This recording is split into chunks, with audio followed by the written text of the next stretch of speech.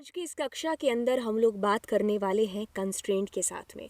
सो बच्चा, इससे पहले मैं आपको टेबल क्रिएट करना बता चुकी हूँ, इंसर्ट करना बता चुकी हूँ, डेटा टाइप क्या होता है बता चुकी हूँ, कैर वैर खेर के अंदर अंतर क्या होता है। तो ये सारी चीज़ें करने के बाद में हमारा जो अगला स्टेप है और वो है कि भाई हम कंस्ट्रेंट का किस तरीके से यूज़ है जो कर सकते हैं एक टेबल को मोर एक्यूरेट मोर रिलायबल बनाने के लिए। तो बच्चा बिल्कुल चैनल को आप लोग सब्सक्राइब है जो कर लीजिए, क्योंकि आपका जो सिलेबस है क्लास 12th आईपी और सीएस का इसी चैनल पर कंप्लीट होने वाला है। तो आप लोग चैनल को सब्सक्राइब कर लीजिए एंड दोस्तों के साथ में शेयर भी कर दीजिए। और अगर आप मेरी लाइव क्लासेस देखना चाहते हैं तो उन लाइव क्लासेस के लिए आप मेरा अनअकैडमी का जो प्रोफाइल है उसको वहाँ पर जा कर के फॉलो कर लीजिए। तो लाइव क्लासेस रोज़ होती हैं 145 के ऊपर। तो चलिए क्लास को हम लोग शुरू करते हैं आज की। तो चलिए बात करेंगे कंस्ट्रेंट्स की। सो कंस्ट्रेंट हमारे पास में आपके सिलेबस की बात करें तो यूनिक कंस्ट्रेंट हो गया, नॉट नल कंस्ट्रेंट हो गया, डिफ़ॉल्ट कंस्ट्रेंट हो गया, प्राइमरी हो गया और चेक कंस्ट्रेंट हो गया। तो ये सारे के सारे कंस्ट्रेंट जो कि हमारे सिलेबस के अंदर हैं। बात कर ली जाए इनकी डेफिनेशन की कि आखिरकार कंस्ट्रेंट होते क्या है, क्यों हम इनको अपनी टेबल के अंदर है जो यूज़ में लाते हैं या यूज़ करते हैं इनका। सो बात की जाए कंस्ट्रेंट का मतलब हो गया कुछ रूल्स जो हम अपनी टेबल के ऊपर अप्लाई है जो करते हैं, राइट। सो यानी कि जो वो रूल्स हम अपनी टेबल के ऊपर लगाते हैं इन कंस्ट्रेंट के जरिए, तो उससे हमारी जो टेबल है more accurate more reliable table है जो मानी जाएगी। सो बिल्कुल बच्चा, अगर हमारी टेबल मोर एक्यूरेट या मोर रिलायबल है तो ऑफ कोर्स वही हमारी एक प्रॉपर टेबल है जो कहलाएगी। मान लीजिए हमने प्राइमरी की नहीं बनाई है अपनी टेबल के अंदर, सो अब यहाँ पर डुप्लीकेट एंट्री हो सकती है, बिल्कुल मैम हो सकती है। कुछ ऐसा ज़रूरी रिकॉर्ड है वो नल रखा जा सकता है, बिल्कुल नल रखा जा सकता है, ठीक है। तो अब आपको अपनी टेबल के ऊपर कुछ लिमिट्स हैं जो लगानी पड़ेंगी अपने डेटा के ऊपर। जैसे कि एग्जांपल एक और लेते हैं, भाई सीबीएसई में आप अपना डेटा है जो आपने दे दिया। अब अगर मान लीजिए वो जो टेबल सीबीएसई के पास है तो उन्होंने वो जो टेबल बनाई उसके अंदर प्राइमरी की नहीं रखी है। सो अब आपकी चॉइस हो गई कि आप अपना रोल नंबर दो या ना दो, है ना। आप अपना नेम है जो भरो या ना भरो, मतलब उसके अंदर उन्होंने प्राइमरी की छोड़ो कोई भी कंस्ट्रेंट नहीं लगाया है। तो वो जो टेबल है उसके अंदर का डेटा हमारा एक्यूरेट होगा, रिलायबल होगा, बिल्कुल भी नहीं होगा। इससे पहले जो हमने टेबल्स बनाई उनके अंदर जो हमने डेटा डाल रहे थे वो सारे डेटा के अंदर मैं डुप्लीकेसी कर रही थी, है ना। तो that was not a accurate table और ना ही वो हमारी एक रिलायबल टेबल है जो मानी जा रही थी। तो अब कंस्ट्रेंट जो ये सारे कंस्ट्रेंट आपके सिलेबस में है, मैं इन कंस्ट्रेंट का यूज़ करूँगी और लिमिट सेट है जो हमारी टेबल के ऊपर करूँगी। तो चलिए अब बिना देरी किए हम लोग कंस्ट्रेंट की है जो बात करेंगे। सबसे पहले मैं आपको इनकी डेफिनेशन बता देती हूँ। प्राइमरी की बिल्कुल आपको मैंने पढ़ाया था कि यानी कि ये कभी भी नल नहीं हो सकती एंड ऑलवेज ये हमारी क्या होने वाली है, यूनिक होने वाली है। परिभाषा मैं आपको सबकी बता देती हूँ, ठीक है। और सिंटैक्स इसका ये रहा, मैं आपको प्रैक्टिकली अभी बताती हूँ। यूनिक कंस्ट्रेंट की परिभाषा जान लीजिए। यूनिक कंस्ट्रेंट होता है कि भाई हमारे यूनिक की, जैसे कि अगर बात कर ली जाए कि यहाँ पर सारी वैल्यूज़ होंगी वो यूनिक होंगी, बिल्कुल नाम की तरह काम इसका यही दर्शा रहा है। बट इसके अंदर क्या हो सकता है, नल एंट्रीज भी हो सकती हैं, ठीक है। तो इसके अंदर हम नल एंट्री रख सकते हैं। दोनों के अंदर अंतर देखिए, प्राइमरी की और यूनिक की के अंदर। प्राइमरी की कहती है कि कभी भी नल नहीं होंगी और हमेशा यूनिक, बट यूनिक की कहती है कि नल हो सकती हो तुम बट हमेशा यूनिक एंट्रीज होंगी, ठीक है। इसके लिए हमें सिर्फ यूनिक लगाना है। मैं आपको प्रैक्टिकली अभी थोड़ी देर में बताती हूँ। नॉट नल कंस्ट्रेंट नाम में ही काम को दर्शा रहा है कि जब भी आपने किसी भी एट्रीब्यूट को नॉट नल रखा तो यानी कि वो जो पर्टिकुलर एट्रीब्यूट होने वाला है जहाँ पर भी आप नॉट नल लिखोगे, चाहते हुए भी आप उसमें कभी भी नल नहीं रख सकते रिकॉर्ड को, राइट। तो इसके लिए हमें सिंपल सा नॉट नल है जो लिखना है। अब थोड़ा सा आगे गए, डिफ़ॉल्ट। तो डिफ़ॉल्ट कंस्ट्रेंट होता है कि जब हम वैल्यू असाइन करते ही नहीं है उस पर्टिकुलर कॉलम के अंदर, तो अब वहाँ पर जब आपने वैल्यू असाइन की ही नहीं तो वहाँ पर नल हो सकता है। लेकिन आप नल की जगह डिफ़ॉल्ट एंट्री भी करवा सकते हैं कि डिफ़ॉल्ट, जैसे कि मैंने लिख दिया मार्क्स 15, तो अब जब हमने नहीं किया वहाँ पर कुछ डेटा एंटर तो उसमें 15 नंबर हमारे हैं जो एंटर हो जाएंगे। मैम ये क्या कह रहे हो, प्रैक्टिकली पता चल जाएगा आपको। बेसिकली जब भी कोई भी एंट्री जेंडर के लिए नहीं होगी तो वहाँ पर उसको बाय डिफ़ॉल्ट फीमेल ही माना जाएगा, इसका ये मतलब हुआ। नेक्स्ट हम लोग यहाँ पर चेक कंस्ट्रेंट को अप्लाई करते हैं। जैसे कि मेरा पेपर हुआ 100 नंबर का, तो मैं क्या करती हूँ, 0 से लेकर के 100 तक मैं रेंज है जो सेट कर देती हूँ। तो यानी कि कोई चाहते हुए भी 200 नंबर नहीं एंटर कर सकता, या कोई चाहते हुए भी -5 एंटर नहीं कर सकता। So that will be done with the help of हमारा चेक कंस्ट्रेंट के थ्रू ये चीज़ पॉसिबल हो सकती है। तो इसका कुछ सिंटेक्स इस तरीके से होगा कि मार्क्स के ऊपर अप्लाई कर रहे हैं between 0 to 100। So let's do it practically. तो प्रैक्टिकली हम लोग इस चीज़ को करते हैं। उसके लिए यहाँ पर हम चलेंगे और देखिए एक टेबल हमारे पास बनी हुई है और उस टेबल को हम लोग क्रिएट करते हैं। क्रिएट टेबल, टेबल का नाम आप कुछ भी रख लीजिए, क्लास 12 हमने रख दिया। अब देखिए क्या करते हैं, सबसे पहले रोल नंबर। तो देखिए रोल नंबर, तो मैंने रोल नंबर का डेटा टाइप इंटीजर रख दिया। अब वो मेरी प्राइमरी की है, सो मैं सिंपल यहाँ पर प्राइमरी की है जिसको मैं लिखूँगी। मैं कोई भी चौथी या पांचवी बात यहाँ पर नहीं कर रही हूँ, बहुत सिंपल तरीके से मैं यहाँ पर जनरेट कर रही हूँ अपनी प्राइमरी की को। अब एंटर करेंगे और अगला देखेंगे। अगला हमारे पास में है नेम, और जिसको मैंने रखा है नॉट नल, यानी कि तुम चाहते हुए भी यहाँ पर नल एंट्री नहीं रख सकते। ठीक है, तो मैं यहाँ पर क्या करती हूँ, मैं कहती हूँ नेम, और नेम विल बी वेर कैर। ठीक है, और उसके अंदर 20। सो मैंने कहा नॉट नल। सो इसके अंदर आप चाहते हुए भी नल एंट्री नहीं रख सकते। मैं कहती हूँ यहाँ पर मेरे पास आधार नंबर। ठीक है, आधार नंबर, इसमें डेटा टाइप बिग इंट रख लिया। और यूनिक, यानी कि आधार कार्ड सबका यूनिक होता है। हाँ, किसी को नहीं पता आधार कार्ड उसका, या फिर किसी का भी बना ही नहीं है, तो वो वहाँ पर नल रख सकते हैं। इसको बात आ गई। तो कंस्ट्रेंट भी ज़रूरत के हिसाब से यूज़ कर रहे हैं। ऐसा ज़रूरी नहीं है कि हमेशा नेम के साथ ही नॉट नल आएगा या रोल नंबर ही प्राइमरी की। That's your choice. जो भी आपको रिक्वायरमेंट महसूस हो रही है जहाँ पर भी कंस्ट्रेंट पुट करने की, आप वहाँ पर पुट करिए। अब मैं एज के साथ में नहीं लगाना चाहती, तो मैंने नहीं लगाया यहाँ पर। आप लगा सकते थे जो भी आपका मन करता। एज इंटीजर, आप यूनिक तो नहीं, खैर सबकी एज सेम हो सकती है ना। नॉट नल रख सकते थे इसको आप, तो कभी भी कोई खाली नहीं छोड़ सकता था इस एंट्री को।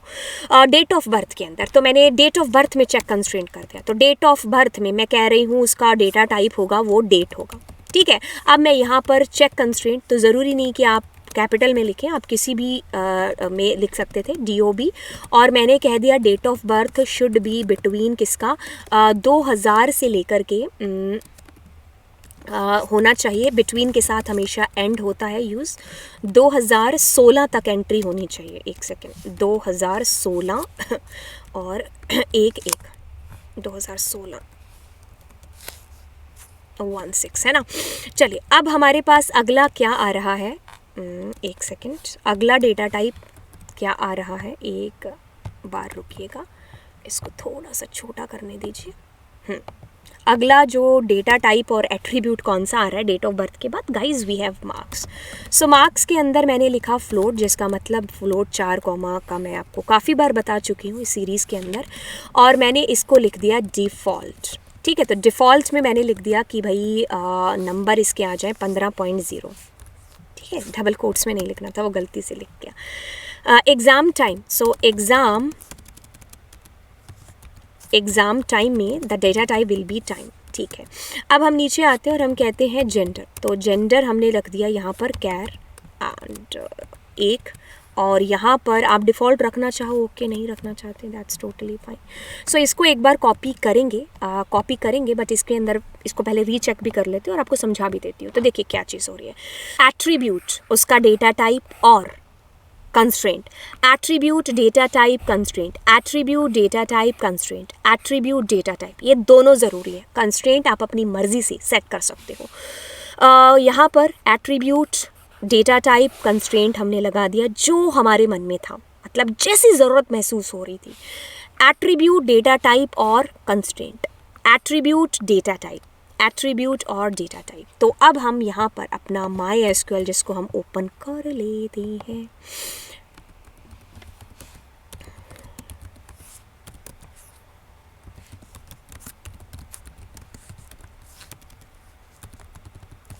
इसके अंदर आई थिंक हमारी क्लास 12 टेबल पहले से बनी होगी। तो ये देखिए हमारी टेबल बन चुकी है क्लास 12। तो देखिए इसके अंदर ये हमारा इंटीजर टाइप का है, इसके अंदर नल एंट्री हो सकती है नहीं क्योंकि ये प्राइमरी की है। नल एंट्री क्योंकि नहीं हो सकती क्योंकि ये नॉट नल है। ये हमारी नल एंट्री कर सकता है, ये यूनिक है। और यस यस यस, और इसके अंदर देखिए हमारे पास में हमने डिफ़ॉल्ट कंस्ट्रेंट लगाया था, तो डिफ़ॉल्ट वैल्यू आ सकती है, दैट कैन बी हमारी 15 आ सकती है। तो देखिए अब मैं अगर इनके अंदर एंट्री करती हूँ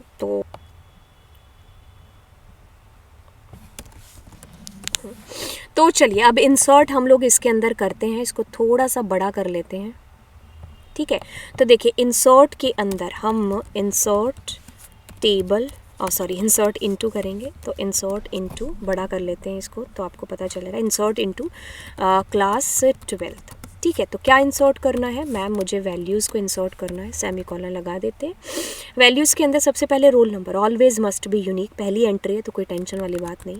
यहाँ पर मैंने कह दिया राम एंटर कर दीजिए क्योंकि इसको नल छोड़ नहीं सकते। आधार कार्ड है तो यूनिक होगी एंट्री। तो देखिए अब हमारे पास में आता है एज मैंने कह दिया 34, और डेट ऑफ बर्थ के अंदर आप चाह कर के भी कोई और एंट्री नहीं दे सकते। मैंने कहा 2001 और 1 है ना, तो यहाँ से स्टार्ट हो जाएगा। तो यहाँ पर आप 2001 देख लीजिए, कोई दिक्कत वाली बात नहीं है। अब मैं यहाँ पर कहती हूँ कि उसके नंबर 23.56 आ रहे हैं, ठीक है। तो पहले मैं आपको प्राइमरी की के लिए बता रही हूँ। तो एग्ज़ाम टाइम मैंने कहा उसका एग्ज़ाम टाइम 10:30 बजे है, ठीक है। और फिर मैंने कहा जेंडर के अंदर आ जाए फीमेल। तो ये एक पहली एंट्री हमारी हो गई, ठीक है। अब देखिए control C and control V, तो पहली एंट्री हो गई। मैं कह रही हूँ सेलेक्ट स्टार फ्रॉम टेबल का नाम क्लास 12th। सो प्राइमरी की कंस्ट्रेंट क्या होता है कि डुप्लीकेट एंट्रीज नहीं हो सकती, है ना। तो मैं इसके अंदर फिर से यही रिकॉर्ड कॉपी करने की कोशिश करती हूँ, तो अब वो मुझे कह देगा कि एंट्री रोल नंबर 1 नहीं हो सकता बिकॉज दैट्स द प्राइमरी की। तो अब देखिए अब मैं क्या इसको नल रख सकती हूँ, नल आप खाली छोड़ने की कोशिश बिल्कुल भी नहीं, नल भी नहीं रख सकते। सो पहली चीज़ क्लियर हो गई कि हमारी प्राइमरी की नॉट नल और ऑलवेज यूनिक होगी। तो यहाँ पर 2 करेंगे तो अब भी ये मुझे एरर देगा। वो क्यों देगा, क्योंकि Aadhaar card is unique, so that's why. तो देखिए अब पहला कंस्ट्रेंट आपका क्लियर हो जाना चाहिए कि भाई इसके अंदर ऑलवेज, जिसको मैं अभी रेड कर रही हूँ, ये हमारा क्या है कंस्ट्रेंट कौन सा है जो हमारा ये प्राइमरी की कंस्ट्रेंट है। दूसरा नॉट नल, तो आप चाहते हुए भी कभी भी नेम को नल नहीं रख सकते, ठीक है। तो मैंने यहाँ पर 2 कर दिया, तो अभी मेरे को यहाँ पर पहले चेंज करना पड़ेगा, कर दिया क्योंकि यूनिक कंस्ट्रेंट लगाया ना आधार नंबर के अंदर। तो देखिए अगर मैं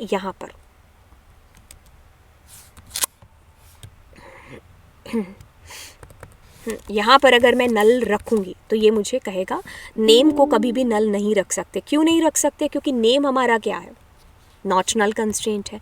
सो नेम के वक्त हमें यहाँ पर याद रखना पड़ेगा कुछ भी नाम है जो हमें देना है, ठीक है। तो हमने ओम रख दिया, सो अब ये मेरा चल जाएगा, ठीक है। तो अब हमारे पास 2 एंट्री लगभग है जो हो चुकी हैं, राइट।